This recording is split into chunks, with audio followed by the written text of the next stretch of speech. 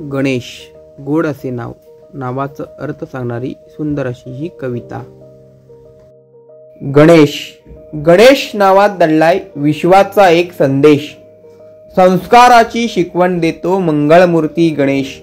गण म्हणजे समूह लोकांचा, जीवांचा सारा संसार। ईश म्हणजे समूहाचा, आदराचा अधिपती सरदार। नावात त्याच्या ज्ञानाचा तेज, बुद्धीचा दिवा पेटलेला।